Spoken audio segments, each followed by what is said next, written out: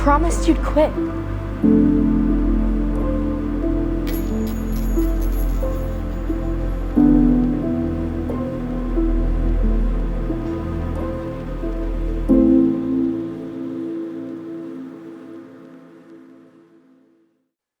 All right, what is going on, Embrace? Welcome to church today. Glad you guys are here. For those of you in the room, a special welcome to you and everyone online and all of our campuses out at Westside, down at T, down at Durfee. Welcome today. Glad you guys could make it. I'm Brian. Get to be one of the pastors here at 57th Street. And happy Memorial Day weekend, everybody. I love Memorial Day weekend. It is the unofficial start to summer, the sun, the lazy days by the pool, baseball. And here's the deal with Memorial Day weekend for us as a teaching team. We also love Memorial Day weekend, so much so that we roll dice every year to see who preaches, and I rolled snake eyes, and everybody else took a 3-day weekend. And so you're welcome for having me here. So that's why I'm with you. Glad to be here. We are continuing our You Promised series, where we've been looking at the promises of God. And hopefully this series has been hitting home for you, because we are promised a lot of things in our culture. You cannot watch TV for 2 minutes and watch a commercial without being promised something. You're being promised that you can look younger, promised to have more status, promised to be more financially free. And most of these products that are promising these things can't deliver, but they're promises nonetheless. Now, scrolling social media, I assume you and I get the same types of ads. This was an ad I got last winter on the Daily. It was for a $250 pickleball paddle. Now, here's the deal. Here's the promise that was being made with this paddle to Brian. It was like, hey, Brian, if you buy this paddle, you're going to become the most feared pickleball player in the tri-state area. That was the promise. And so I had to make a decision. Do I become the most feared pickleball player in the tri-state area, or do I pay my daughter's car insurance? If you see Naomi, do not drive near her. She is not covered. Stay far away, okay? Stay far, far away. So yes, there are promises everywhere in our culture, and they come cheap. But here's good news for those of us that follow Jesus. For you and I who follow Jesus, even though we live in a world where promises come cheap and everyone breaks their promises, you and I follow a God who keeps his. Now, we've been looking at these promises of God throughout our series, and hopefully one thing's become clear, that you play a part and God plays a part in these promises. I want us to look at our verse today from the book of James. I want us to notice something. In James 1:5, it says, if any of you lack wisdom, you should ask God, who gives generously to all without finding fault, and it will be given to you. Notice the part you play. You should ask. You should ask. And then notice the part that God plays. It will be given to you. This is a transactional promise. You ask and God gives. We are the one in need. God is the one who has what is needed. And so it being a transactional promise that we've been talking about, a lot of these promises are this way. This is where this gets dicey for those of us that call ourselves Christians, and even for culture. Because a lot of people would say, you know what? God hasn't held up his end of the bargain. God hasn't held up his end of the promise. And if that's you, you feel like you've been there in that spot, I want to invite you back in a couple weeks where we're going to talk about the things that God did not promise, but we assume he did. And I think that's going to be a powerful message. That'll be in a couple weeks. Before we jump in too deep to our promise today, though, I want to give us some context. We're going to be in the letter from James, the book of James, and I want us to look at who James is. Why should we listen to James? Why does it matter what he says to us? There's a couple of reasons, and there's a couple of things here. James was an early church leader in Jerusalem. He was kind of a father figure to the early Christians there. But more interestingly, James was the earthly brother of Jesus. And so he was born of Joseph and Mary, and he did not grow up, or he did not believe initially that Jesus was who he said he was. He did not believe that Jesus was the Son of God. And then something changed for him. Think about this for a moment. What would your brother have to do to make you believe he was the Son of God? I have one brother. His name's John. There is nothing John could do to make me believe he was the Son of God, because my memory He's still around. But my memory of our childhood was my brother pinning my arms to the ground and my legs to the ground with his knees and then releasing a loogie so it could get so close to my face and then he'd suck it back up in his mouth. Any younger siblings have this done to them? There is nothing John could do to make me think he was the Son of God unless I watched John die and witnessed his burial. And 3 days later, I was walking with him because he raised from the dead. That's James. James witnessed his brother die and witnessed him come back to life. And so that's James. He becomes a sold-out follower of Jesus and a leader in the church. And so James starts his letter to us as Christians. He starts his letter, and one of the first topics he hits is wisdom. 2,000 years ago, he thinks wisdom is important enough to make it kind of the first thing he talks about. So that's why I think it's relevant. If it was relevant 2,000 years ago, unless you've been living under a rock, we need wisdom today. And so James kicks us off talking about wisdom. And with this in mind, today I want to answer 3 questions about wisdom. And the first question is this: what is wisdom? What is wisdom? See, there's a way that God defines wisdom, and it's different than just the definition of the word. There's a way that God defines wisdom, and it's different than what the world teaches. But actually, before you and I can understand the definition, we actually have to bring something to the table. You and I have to bring something to the table, because if we don't, either we're not going to understand wisdom or we're going to bristle at the definition. And what do we have to bring? Humility.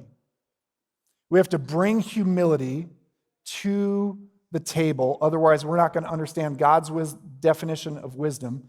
And here's his definition of wisdom. God knows better. What is wisdom? God knows better than you. God is wiser than me. He is smarter than you. God sees the whole picture and we see a part. God knows better. That is the definition for wisdom, period. He knows better. Years ago, the Rock family, we took a family vacation to just a really luxurious area, the Wisconsin Dells. And we loved the Dells, but our kids were young at the time, and so we just needed to get away. And to give you an idea, our daughters they're now both out of high school, but they were young at this time. So I want to give you a picture of what our life was like with them at this age. This is what they looked like.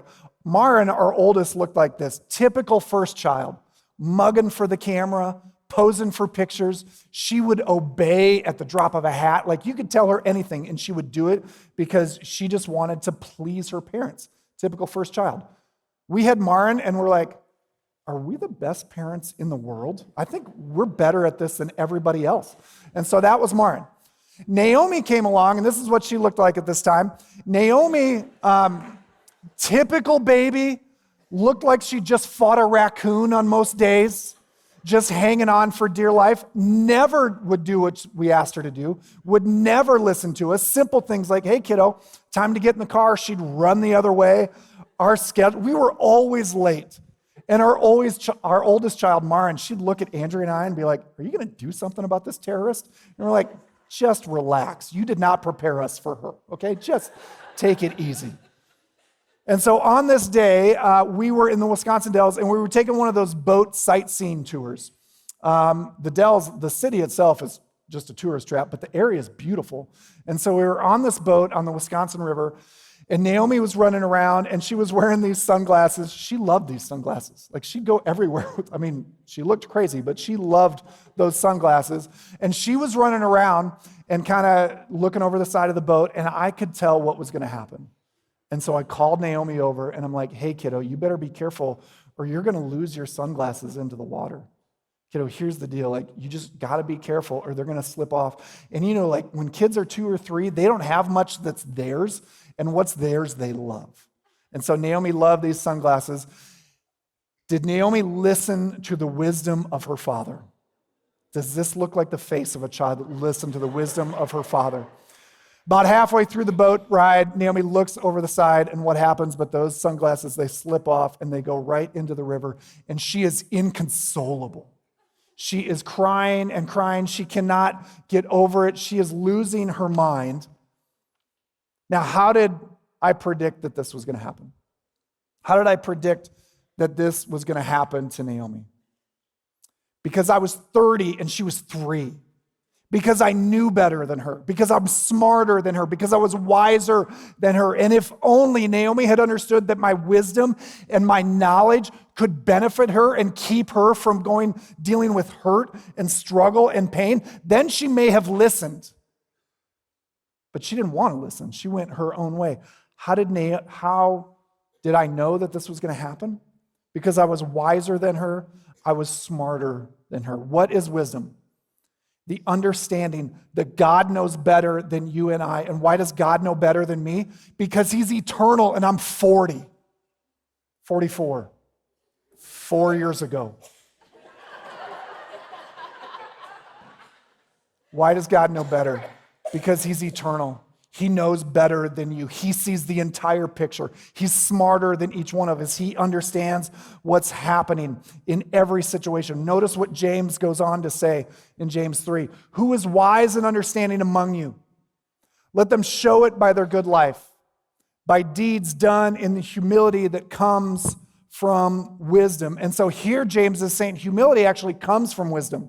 So now we have a chicken or egg situation. Which comes first, humility or wisdom? I would say humility is the key ingredient.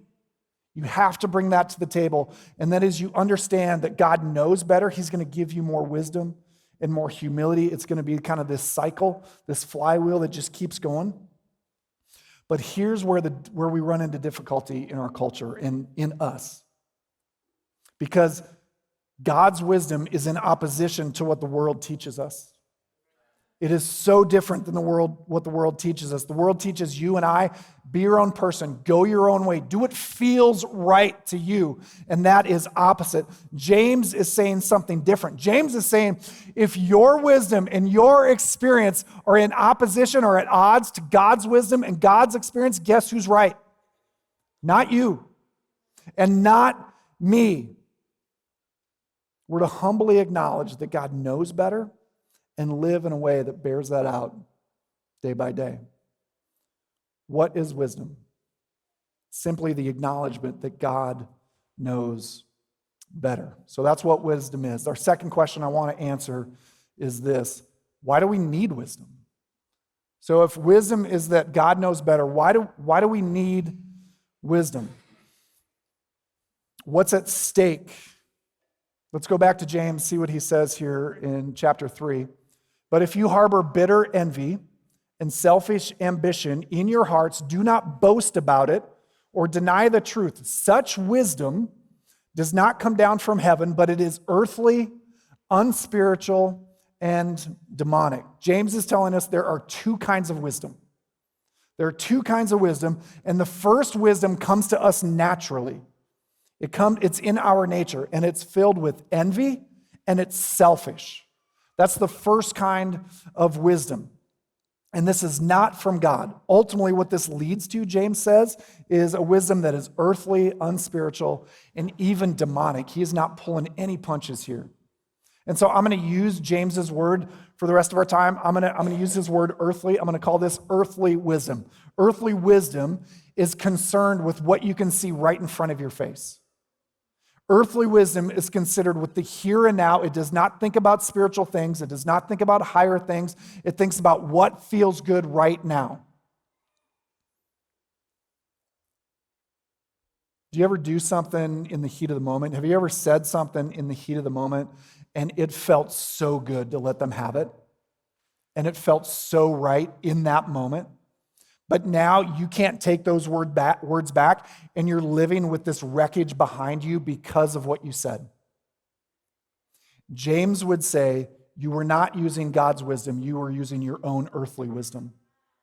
Because your own earthly wisdom only thinks about what's right in front of you. It only thinks about what is selfish and what's in the moment. And God's wisdom, James would say, does not lead to a wreckage of destruction behind you. That's your wisdom. Your wisdom does that. My wisdom does that. I also want to make this distinction. I want to be clear here. I'm not talking about being smart. Being smart and being wise are two different things. I know plenty of smart people that don't have an ounce of wisdom in their life. And what is the point of being smart if you cannot tell the difference between earthly wisdom and God's wisdom? It brings you nothing. There are plenty of smart people that can't tell the difference. Now, what does this look like practically for us? Like, what is earthly wisdom compared to God's wisdom? Like, practically, here's some examples. Earthly wisdom says this: do what feels good, sleep around. It doesn't hurt anybody, just do it. God's wisdom would say, for an instant of feeling good, you're going to leave destruction in your wake. Earthly wisdom says, hey, make money by any means necessary, cut corners, do what it takes, do it all. Whatever it takes, do it, make some money. God's wisdom would say, do not throw away your integrity for a couple bucks. Once you throw away your integrity, it's gone. You can get a couple bucks back. Your integrity's gone. That would be godly wisdom. Earthly wisdom says it's just a little white lie. It doesn't hurt anybody. God's wisdom would say every lie hurts someone. So if earthly wisdom is selfish, unspiritual, and even demonic, what does God's wisdom look like? Let's look at verse 17. But the wisdom that comes from heaven is first of all pure, then peace-loving. It's considerate, submissive, full of mercy and good fruit, impartial and sincere. You see, God's wisdom leads to these types of characteristics, and James lists a whole host of characteristics that his wisdom leads to. But notice what James says. What is God's wisdom full of? It is full of good fruit. It is full of good fruit. What's the good fruit James is talking about? There's something called the fruit of the Spirit. And so if you've been following Jesus, maybe you've heard that term, and if not, that's fine. But in Scripture, the fruit of the Spirit are these characteristics that if you're a follower of Jesus, the Holy Spirit, who now lives inside of you, gives you these fruit in increasing measure. And here they are: peace, patience, kindness, gentleness, self-control, joy. And James is saying, hey, God's wisdom brings you good fruit in increasing measure. When we become followers of Jesus, we aren't suddenly perfect. That's not how it works. We are forgiven and we are right with God, but we are not perfect. That's something that takes our entire life, and we do not achieve it until heaven. But what James is saying, hey, God's wisdom is full of good fruit, and you're going to have it in increasing measure. If I'm a follower of Jesus, tomorrow I should have more peace than I do today because I'm more like Jesus tomorrow than today. Next week, I should have more joy in my life because I am more joyful and more like Jesus a week from now than today. It is growing in me, and James is saying, hey, all of this good fruit is yours. You're becoming more like Jesus. Why do we need wisdom? Because God's way is better. Here it comes, I promise. God's way is better. What is wisdom? The acknowledgement that God knows better. And why do we need it? Because God's way is better. You see, God's wisdom does not leave this trail of destruction behind you. Your wisdom does not. God's wisdom does not alienate your family. Your wisdom does that. God's wisdom does not sacrifice my character. My wisdom does that. God's wisdom does not make you run from your responsibilities. Your wisdom does that. That is not godly wisdom. That is earthly wisdom, only worried about the here and now. God's way is better. It is absolutely better. And so first we talked about what is wisdom? The fact that God knows better. Why do we need it? Because his way is better. And now I want to talk about the how. How do we gain wisdom? How do we gain wisdom? And this is where God's promise comes to us in James. I want to look at the verse. How do we gain wisdom? And then in James 1, if any of you lacks wisdom, you should ask God, who gives generously to all without finding fault, and it will be given to you. Isn't it cute the way that James says this? If any of you lack wisdom. This is a little bit like a Southern grandma saying, oh, bless your heart. Bless your heart. When someone says bless your heart, they don't mean bless your heart. They mean, you adorable moron. You adorable moron. You're so naive. That's what it means when somebody says bless your heart. James, similarly, he says, hey, if any of you lack wisdom. He doesn't mean if. He's saying you don't have wisdom. You need wisdom. You don't have it, and I'm going to tell you how to get it. And here's how to get it. Ask. Ask for wisdom. How do you gain wisdom? All you have to do is ask, and look how God will respond. You should ask to God, who gives generously without finding fault, and it will be given to you. God, who is generous, will give it to you. He does not hold back. He is not stingy with his gifts. He is generous, and God will give you what you ask for. So here's our promise today. Ask for wisdom, and it will be given. Remember, this transactional promise, what's your part? Ask. Ask for wisdom, and then God will hold up his end of the bargain. It will be given to you. A couple years back, I went to see a mentor of mine, somebody who I really trust. He loves Jesus. And this is just a quick time out. I didn't have time to get this in my message, but you need wise people in your life.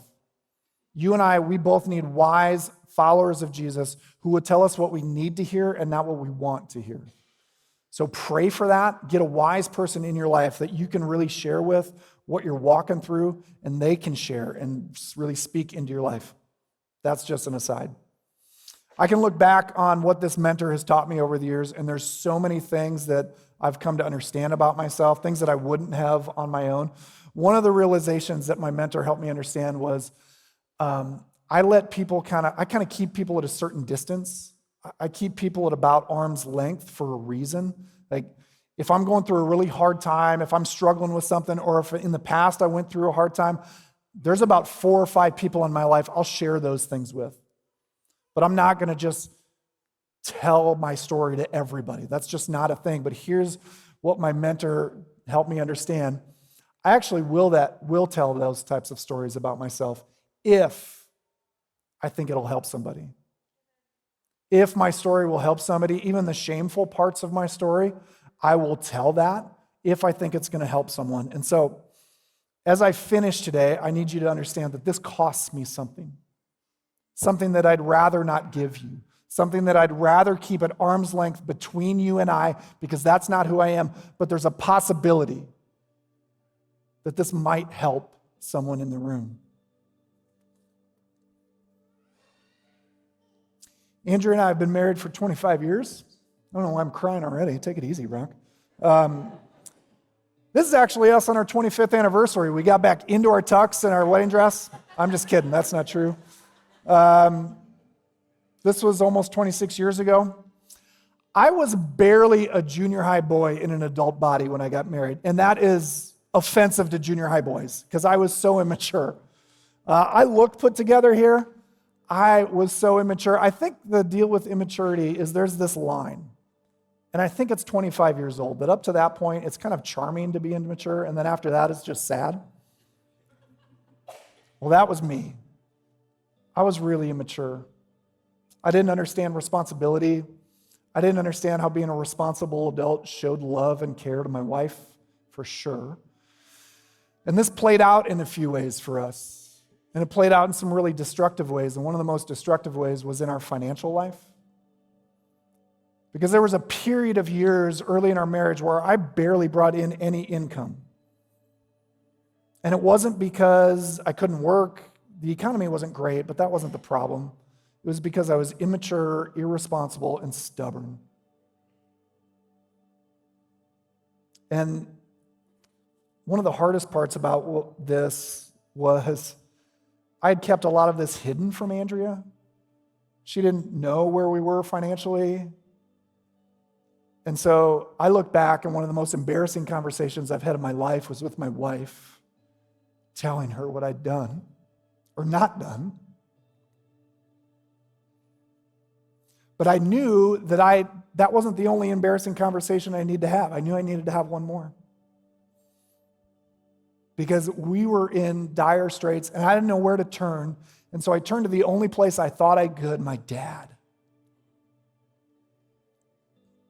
So I turned to my dad, and if you've never had to ask your family for money, you don't know how soul-crushing it is, especially for men. It's hard enough for us as men to admit a mistake, let alone to prove to people around us that we don't measure up.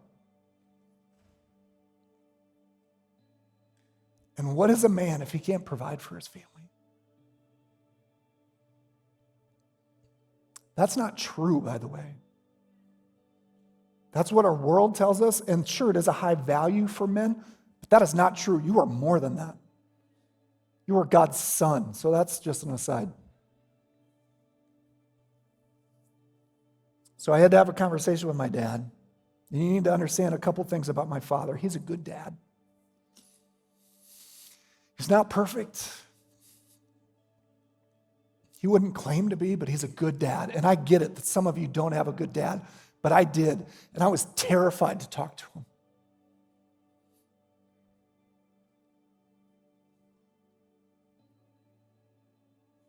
And so I called him up on the phone. And I asked for money, not a small amount. And I waited. I waited for what was sure was coming. I was certain his anger and his disappointment and his rejection was coming, and I just waited. And he said, Brian, whatever you need, it's yours. That's it. He didn't judge me. He didn't look down on me. Whatever you need, it's yours. Years have gone by. I don't even know, 16, 18 years have gone by. Do you know my father and my mom, for that matter, have never brought it up? Never. Have never thrown it in my face. Not once. I did nothing to earn that kind of favor. There's nothing in me that deserved what they gave me. But I asked my dad for what I needed, and he gave it to me because I'm his kid. And he loves me. And would you know this today? You are God's kid. And whatever he's promised you, when you ask for it, he will give it to you. Because you're his kid. And he loves you. There is nothing in him that will not be generous to you. Your God and my God will do whatever it takes to make you right with him. He sent his son to the cross so that you and I could take advantages of these promises. The promise of wisdom isn't about wisdom, it's about living a life that you don't regret.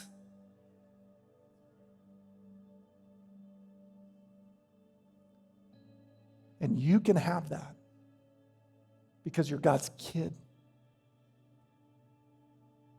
Notice what James says in that verse again. You should ask God, who gives generously to all without what? Without finding fault. God doesn't begrudgingly give to you. He's waiting for you to ask because he loves you. And there's nothing you could do. There's nothing on God's green earth that you could do to withhold his love from you. Our promise today: ask for wisdom, and it will be given. Ask for wisdom, and it will be given. Let's pray. God, we love you. We're so grateful for who you are. We're so grateful that you sent your son to the cross for me and for everyone that can hear the sound of my voice. every one of us, we are so grateful to you. God, I pray for each of us that we would be humble enough today to ask for your wisdom, to ask for what's needed, because you know better, because your way is better. And God, we are so grateful for that. We love you. It's in Jesus' name I pray. Amen. Hey everyone, it's Adam from Embrace. If you enjoyed today's message, make sure to subscribe to Embrace's YouTube channel to stay updated. You can also click here to check out other videos. Thanks for watching.